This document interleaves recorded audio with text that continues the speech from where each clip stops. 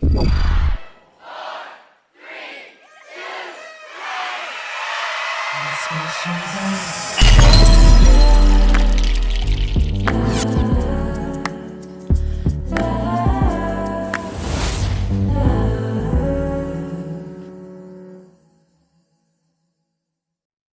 and love, wide world. Soul Expression here, host of the Expression of Love podcast. Welcome back. Hopefully, you are having a wonderful day. And I am here to give a couple words to the reactionary thinking that follows exploring the story of Mr. Nichols.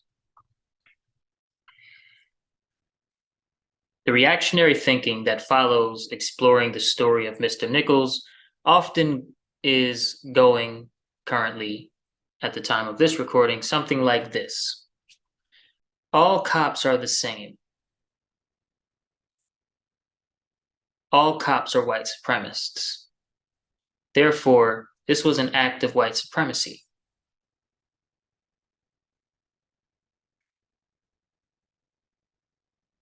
And there's an image that goes with this reactionary thinking that sees this sort of system of white people holding the wooden crosses that you control puppets with, and like black people on the strings, like white hands holding puppet things, and black people are the puppets at the bottom. There's like this image of a system of, even if it's black cops, it's still white supremacy at work. Right? You know this image, that what we are conditioned to see. And we are conditioned specifically to see a system that's kind of like that, so that what we think about, right, doesn't actually have a face and a name. We just see white hands, we see white supremacy, we see a system. We don't see people, individuals who are psychopaths who make decisions on their own, right? We see a system of this. We see some sort of faceless, nameless concept, that you can't tangibly deal with. Mr. Nichols was essentially beaten to death by 5 black cops in a majority black city, right? Very, very chocolate city. Black police department head, right? Police chief, or I don't want to say the wrong title, but black, at the top of the police department. Black neighborhood.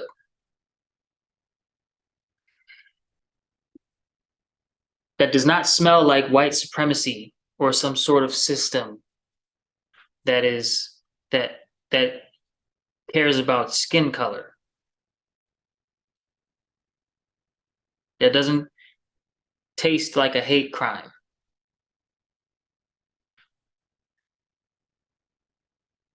But why is the thinking automatically like that?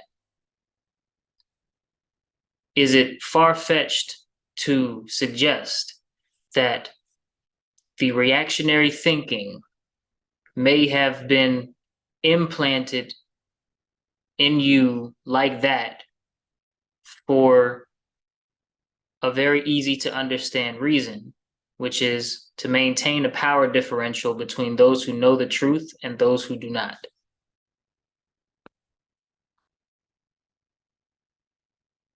The reason we are conditioned to obey those that are allowed to speak to the masses unquestionably, and I don't mean that everybody just obeys everything that they see on TV, but the masses can be said to do that. They obey everything that the TV says. The masses just go ham. Right? And then since there's so much contradiction in the media, we get all the chaos. But the reason why we do that is because we have an underlying hidden conditioning, which is called the belief in the authority of another human being over myself. Not right, setting aside things that make sense, like a parent sort of being in control of certain aspects of their child's life up to a certain point, right? Or an employer managing the actions and even some of the thoughts of a new hire who just got there and has to learn the system of how to do the job, right? Setting aside those things that make sense, have a reason, and have an expiration, the belief in just authority itself, that these few people have more rights than us, even though they're humans just like us, just because they have this magical thing called authority. Not expertise, authority. Expertise is something that helps. Authority is something that separates, that divides, right? That leads to arrogance, power tripping, and the like. Which I think that's what this was, right? I think this was either a power trip or it may have been a hit, because I'm not going to deny that happens. Hits get carried out. I don't know what it was, but what it smells like to me, exploring this story, rest in peace, Mr. Nichols, is like a power trip. It just, like, something maybe was said in the moment, or it was something personal and then something was said in the moment that, or maybe it was like a hit, some sort of hit. That's what it smells like to me. I have no idea. That was not fact. That was just speculation off the top of my head after exploring the story a little bit. I believe it is pure paranoia to think that this is merely skin color based issue, or skin color based issue on behalf of those police officers, right? It just, now the cycle of criminality that also exists in the police force, in black departments of the police force and stuff like that, that may be a sort of skin something that we can look at temporarily the right way, with certain aspects of it being focused on skin color, like why black people tend to do these things this way to solve problems. If we use the concept of race to solve problems, then we can pick it up as a tool and use it, right, for language and for culture or whatever, and then put the tool down when it's no longer useful and just keep going about our daily lives. I digress. This incident and the reactionary thinking that seems to be, circulating throughout the social media and the mainstream media, this incident is important to pay some attention to, because if you really check in with your own thinking and you slow down and with clear mind examine the facts about this story, the limited facts that we're given about this story, then you'll start to see some of the patterns of attack on the mind that those that control the media use to keep the masses chaotic. Okay? When you slow down, you don't accept whatever the given narrative is.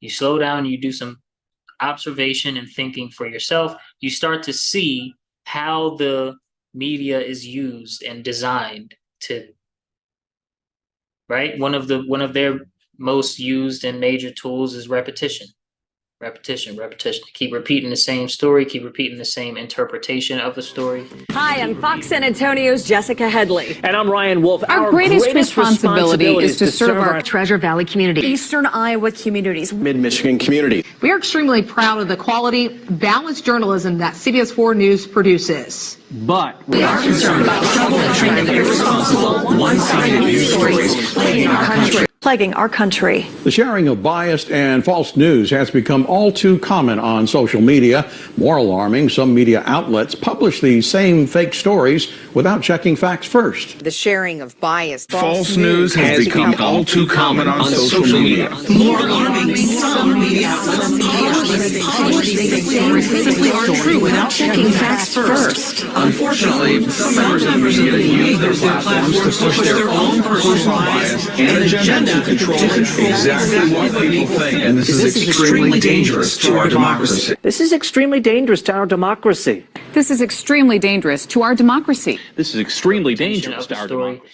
and keep repeating the same, what are supposed to be the facts about the story, even though a lot of the facts reported on television and on, through the newspaper turned out to be false later, right? Hashtag the vaccine is 100% effective. Now, to understand the issue that we really face, we as human beings on Earth, I'm not even regulating this to the United States or the Western world. We as human beings on Earth, period, the real threat, okay, is us not choosing to challenge our own mental, psychological, and spiritual conditioning. Okay, that is the real threat to humanity, is us, the individuals, you listening right now, not challenging our own psycho-spiral, right? Psychosocial, spiritual conditioning. Okay, us not doing that keeps things in place and updated for the enemy.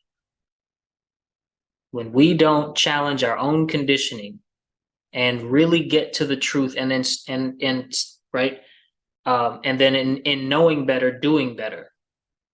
Okay, if we don't start doing that, then what do we do instead? We maintain the systems of control that have been placed over us by who we consider authority, mentally and socially, and maybe spiritually even, depending on the individual.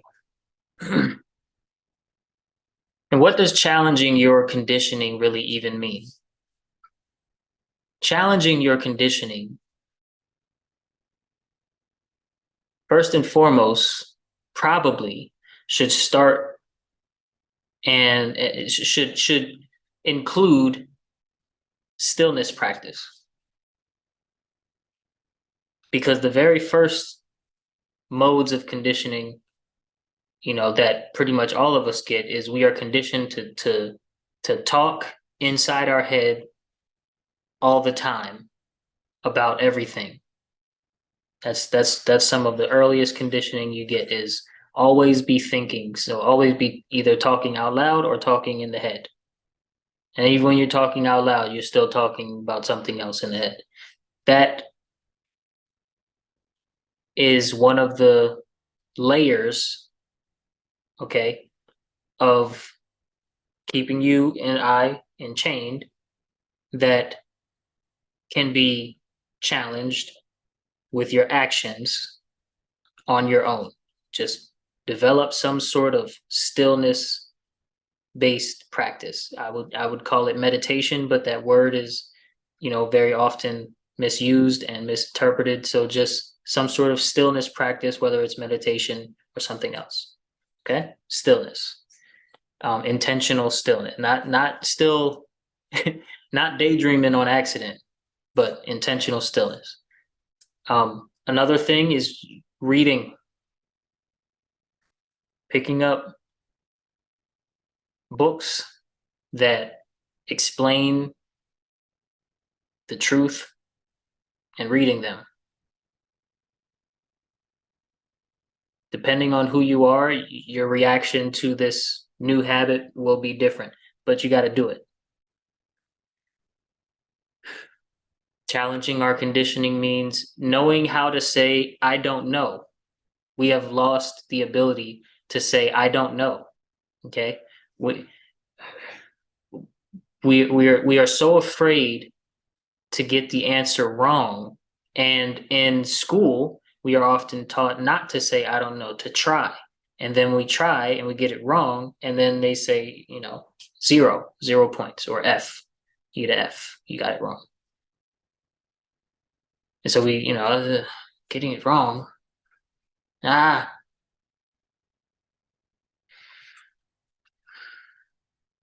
We have associated the words I don't know with I am wrong.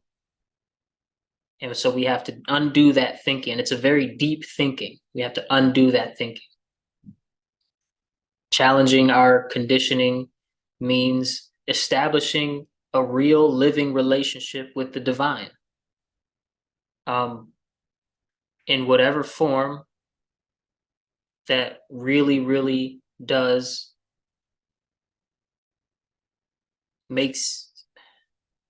I want to say makes sense to you, but I don't want to, be contradicting myself talking about, well, you want it to make sense to the conditioned mind, or you want it to make sense to the awakened mind. And it's like, obviously, what I mean is that that really does live within you, right? You already have a relationship with whatever the source is. I said the divine, I mean, whatever the source of being is, right? So the source of being, your creator,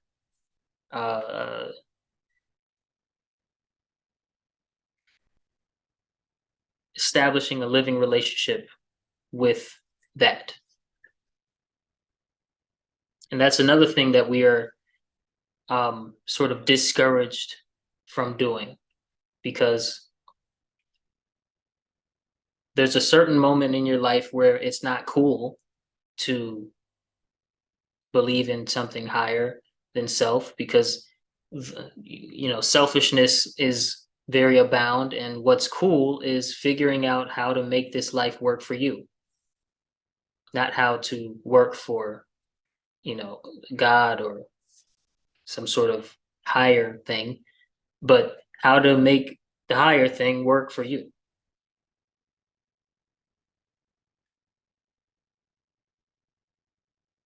Which is really out of the fear that if I don't, then I'm just going to be miserable.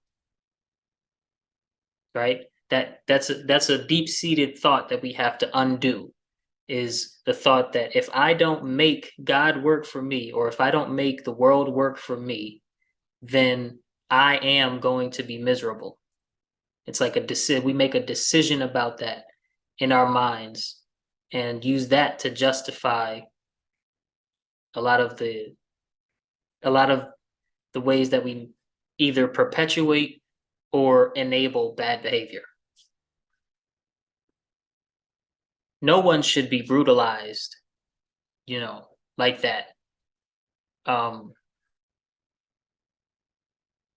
Except for a very, very select few people who do very heinous things, who may have had it coming or something like that.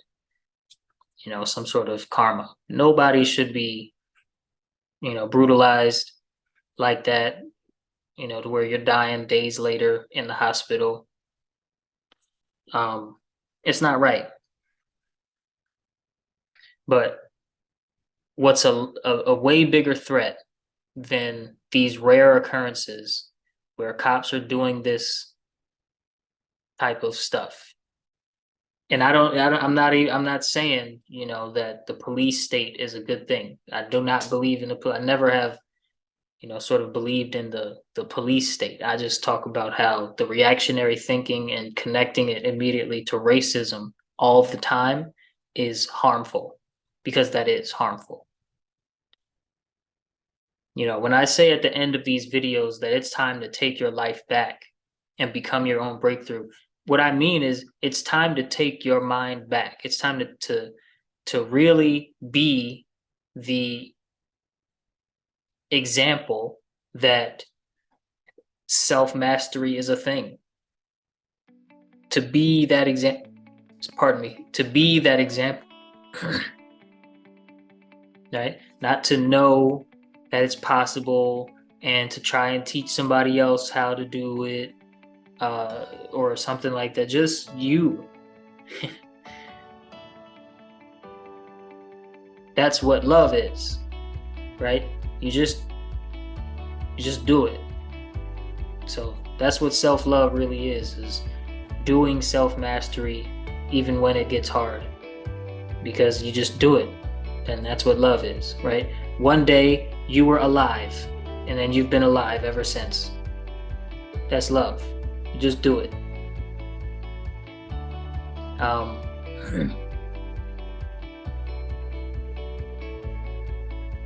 Really think about this, guys.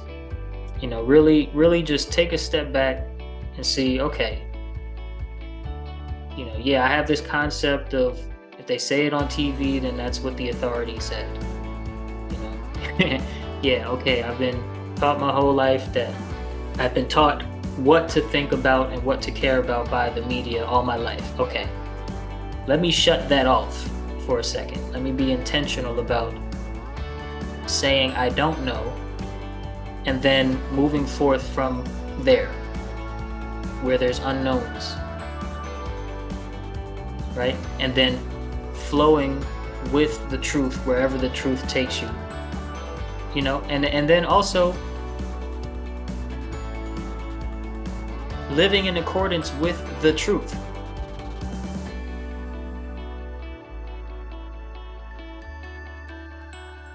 I can't tell you what the truth is in a blanket statement, because the word truth is a word that points to something that can't be defined by a word. Okay? But the truth is spontaneous, so that you can live in accordance with the truth. You can harmonize your actions, thoughts, and feelings with the truth. That's what we must do. That's what we have to do as Black America. That's what we have to do as America. That's what we have to do as humanity.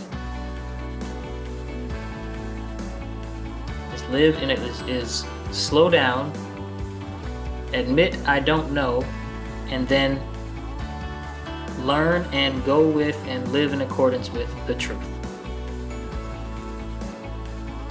Once again, my name is Soul Expression. Thank you so much for your time. Please like and subscribe if you have not already had the chance. Comment below anything that you would like to, expound on, or maybe, if it's a question that you have, something that you want me to go a little deeper on, comment,